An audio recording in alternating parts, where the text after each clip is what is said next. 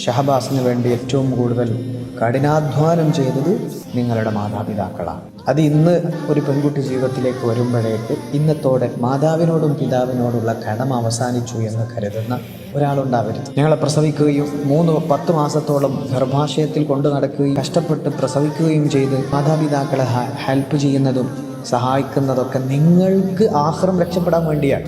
അതിന് മറ്റൊരാളെ പെർമിഷൻ്റെ ആവശ്യമില്ല. പല ആണുങ്ങളുണ്ട്, ഉമ്മാക്കുപ്പാക്ക് എന്തെങ്കിലും ചെയ്തു കൊടുക്കണമെങ്കിൽ അവളോട് പറയണം, ഭാര്യയുടെ സമ്മതം വേണം. കല്യാണം വരെ 28 വയസ്സ് വരെയല്ല മാതാപിതാക്കളുള്ള കടമ, മരണം വരെയാണ്. വിശുദ്ധ ഖുർആൻ പോലും കമാ റബ്ബയാനി സ്വഗീറ, കുട്ടിക്കാലത്ത് എത്ര വലിയ നന്മയാണ് ഓരോ പാരൻസും നമുക്ക് ചെയ്തു തന്നത്. ഇന്ന് മക്കളെ കഷ്ടപ്പെട്ട് വലുതാക്കി കല്യാണം കഴിപ്പിച്ചു, അവസാനം സ്വന്തം ഭാര്യയുടെ മക്കളുടെ കൂടെ സുഖിച്ച് ജീവിക്കുമ്പോൾ 60-70 വയസ്സായ മാതാപിതാക്കളെ ഒരാളുമില്ലാത്ത ഏതെങ്കിലും സ്നേഹാലയത്തിൽ കൊണ്ടുപോയി തള്ളുന്ന ആധുനിക സംസ്കാരം ഒരു സംശയവും വേണ്ട ജീവിതത്തിൽ അനുഭവിക്കും, ഉറപ്പാണ്.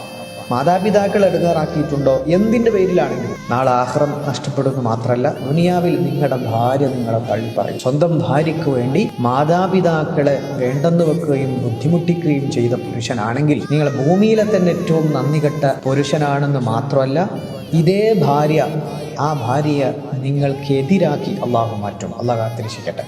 സ്വന്തം ഉമ്മാക്കും വാപ്പാക്കും ഉപകാരം ചെയ്യാൻ മറ്റൊരാൾ പെർമിഷനും നമുക്ക് ആവശ്യമില്ല.